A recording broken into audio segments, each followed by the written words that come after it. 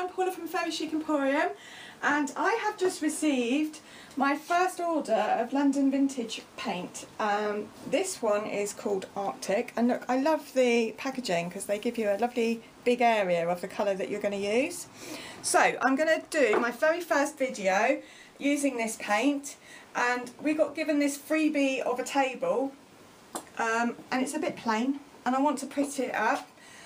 So I've got lots of cardstock and I've cut out lots of hexagons, and I'm going to make a kind of patchwork affair on the top.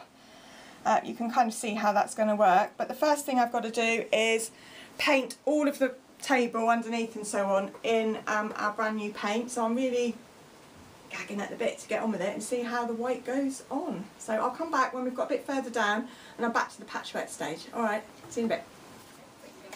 Right, so as you can see, I've done the coat of the white paint all over.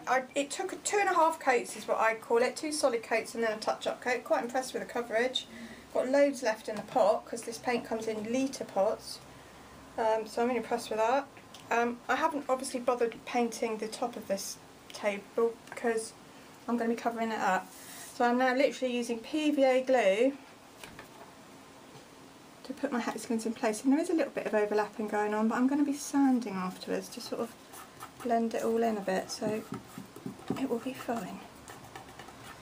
So I'm just going to carry on putting all my bits in place.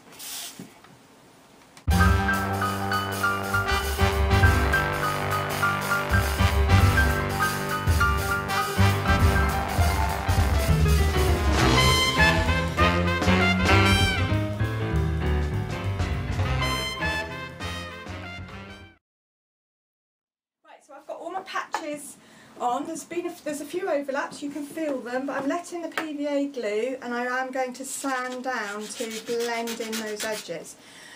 I've obviously got shapes that have gone over the edge, and what I've done is I've folded them all down so that I can feel the edge, and then I'm using 120 grit sandpaper to put some pressure on the very edge, just like that.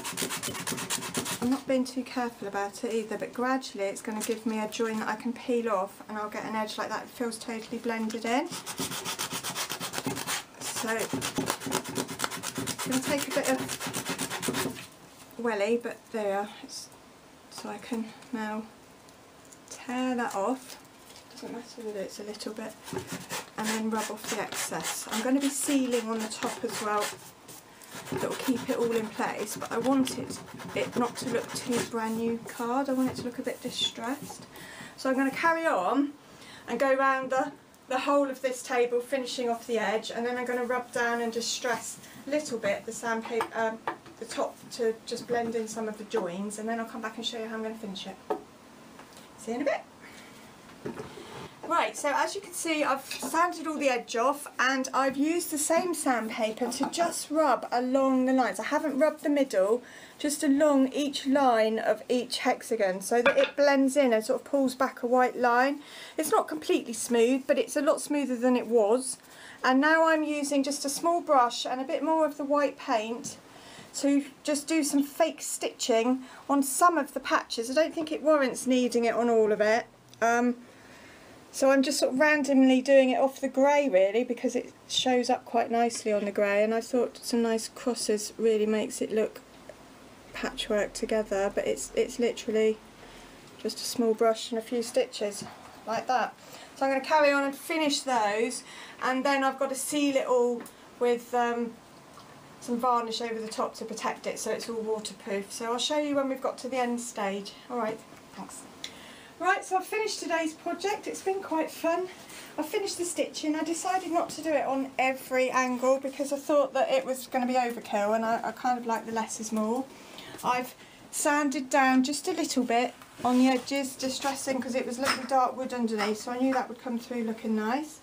And then I've finished it with a varnish. The top's had 3 layers, so I'm now waiting for it all to sort of settle, which it will do overnight, but I absolutely love the look. It would look perfect in a nursery.